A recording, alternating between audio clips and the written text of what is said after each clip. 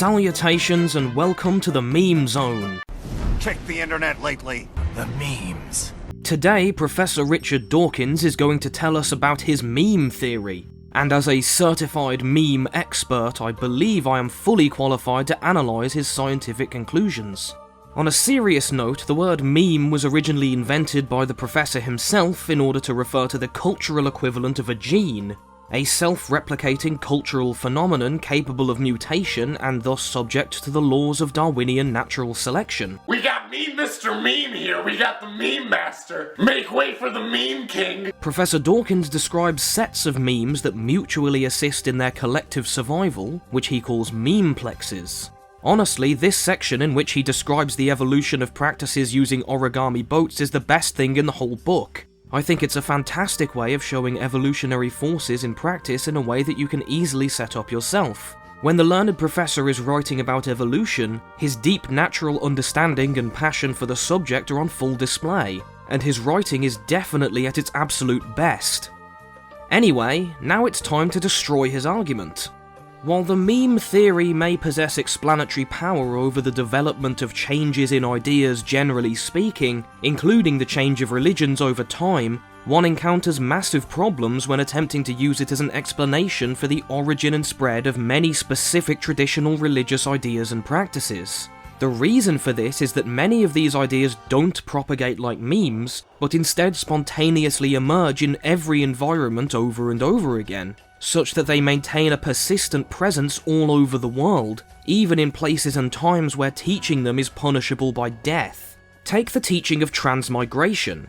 It is incompatible with the essential cosmology of the Abrahamic religions, and has been actively repressed by them, yet it can still be found flowering below the surface among various sects, including Shiite Sufis, Hasidic Jews, early Christians like Origen, and Gnostics like the Bogomils. And it was considered by Catholic esotericists like Agrippa and Bruno, for which the latter was executed. See also the fact that in these same monotheistic religions, substitutions for polytheism are constantly made, rejected, and remade.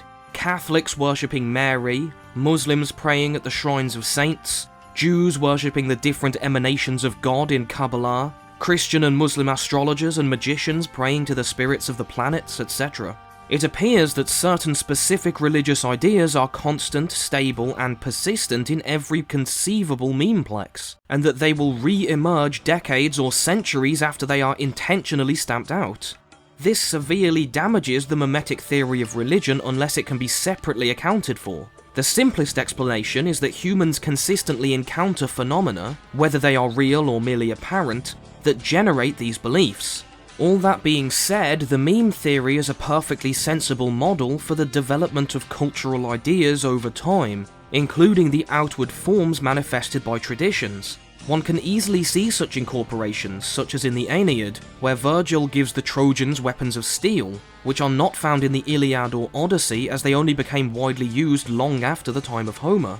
The structure of the Aeneid is traditional, and much of its content expresses esoteric forms that were ancient even in Virgil's day, as was demonstrated by Thomas Taylor.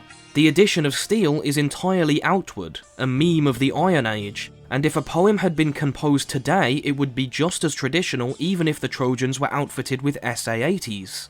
Because this is what it does, it appeals to like the male fantasy. Which brings us to our next subject, which is the cargo cults of the Pacific. Please keep Virgil in mind as we go through this section. For anyone who does not know, cargo cults are a phenomenon in which the primitive peoples living on Pacific islands modified their religious rituals to resemble the actions of Westerners, especially during and after World War II. The islanders observed Allied forces building runways and control towers, operating radios and other equipment, marching in formation, and then receiving aeroplanes full of things they wanted. And why would I want them? The islanders began to mimic this behaviour in a religious context, creating imitation equipment out of natural materials.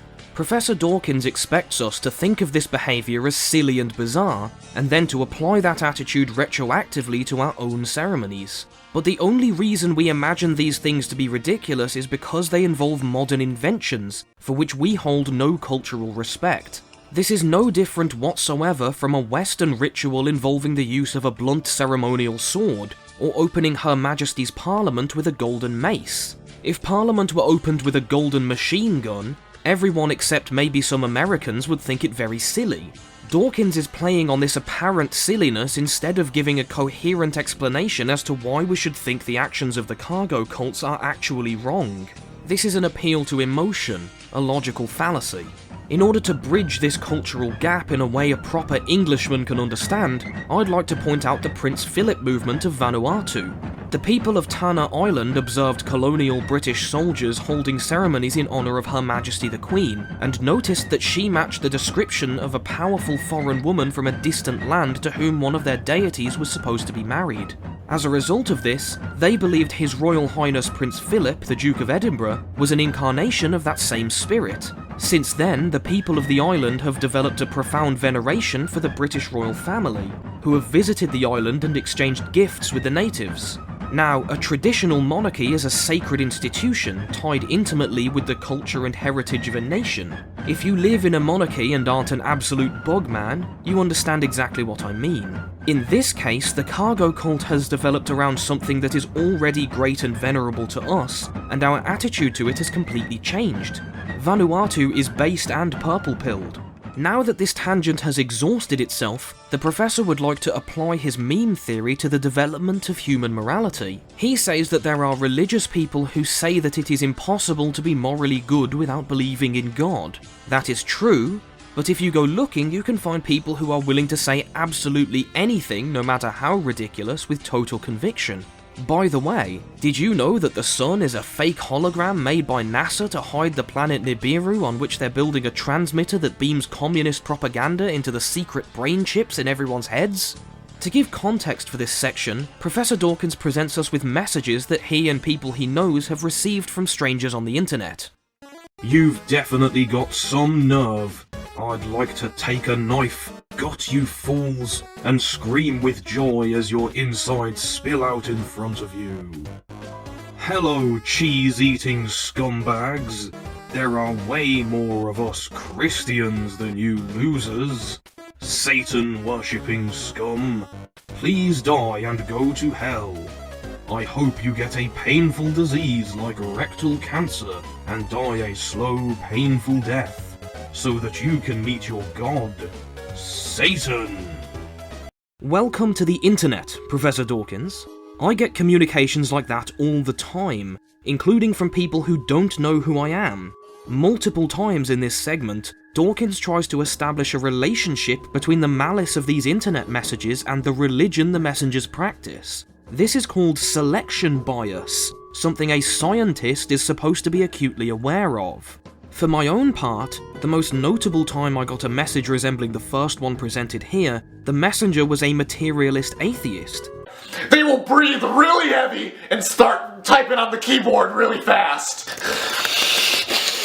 Anyway, besides the disingenuous cherry-picking, the professor's main point is that claiming to be religious doesn't make you a morally good person, and claiming to not be religious doesn't make you a morally bad person. Anyone insane enough to disagree with this couldn't possibly have gotten far enough into the book to have read this section, so it's a bit redundant. The actual argument that is commonly used by religious people is that moral claims are ultimately arbitrary and subjective coming from materialists, because there is no objective quality of goodness inherent in the material universe on which to base such claims. This doesn't mean materialists can't be good. Human beings are social creatures with instincts that promote jolly cooperation, which help us to survive. The problem is that one has to admit that one's moral instincts are personal preferences that are no more valid than those of a sociopath. Even advanced systems of ethics that seek to maximize human happiness are arbitrary. The notion that maximizing human happiness is a good thing is just as subjective opinion created by social instincts. That is, if we assume materialism to be true. The whole next section deals with the evolution of altruism, which is something I hope my subscribers don't need explaining to them, and there is nothing in there that I would think anyone with 2 brain cells to rub together would find objectionable. At the end of all this, he then sneakily slides in behaviours not established by his explanation, reiterating his confusion about the nature of what is called love. He also takes great pains to assure the reader that being merely a product of natural selection does not reduce the nobility and wonder of human achievements and arts. I don't think such reassurances would be necessary if the professor didn't believe deep down that, according to his own worldview, the most gorgeous Renaissance painting or advanced scientific instrument is qualitatively identical to a heap of rocks. Anyway, the professor is mainly arguing against the idea that moral behaviours are a direct consequence of believing in God, which is obviously indefensible nonsense, so I really have nothing to add. Professor Dawkins notes that there are proportionally fewer atheists in prison when compared to religious people. Instead of going with the obvious and accepted explanation that poor people are more religious than rich people, and that poor people also commit more obvious and more violent crimes, Dawkins prefers the explanation that being a secular humanist and therefore an atheist automatically makes you commit fewer crimes. There is literally nothing about secular humanism that makes it ethically different from religions that teach you to obey the law. Dawkins just likes it more because it's on the same team as him. This is yet another example of the professor flinging out tribalistic, emotionally driven proclamations with absolutely zero evidence or logical reason to suggest that they are correct. Professor Dawkins mentions data collected by Sam Harris suggesting that in the United States, Republican-controlled and therefore more religious regions show higher rates of violent crime. This has left me genuinely puzzled because all of the statistics I have seen demonstrate the exact opposite.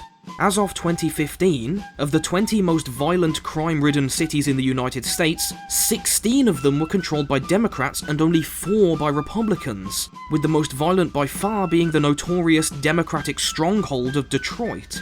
The FBI violent crime data as of 2019 seems to corroborate these rates from what I can see. I will leave links in the description to these reports. According to Wikipedia, if you go state by state, then it is pretty much evenly spread, with Republican states like the extremely religious Utah right at the lower end, far below New York and California, with other Republican states like Alaska and New Mexico soaring to the top. It is almost as if factors involved in violent crime rates are not in any way dependent on the local levels of religious belief or on statewide party politics, but on other factors entirely. Curious. Anyway, that's all for today. Thanks for watching and have a nice day.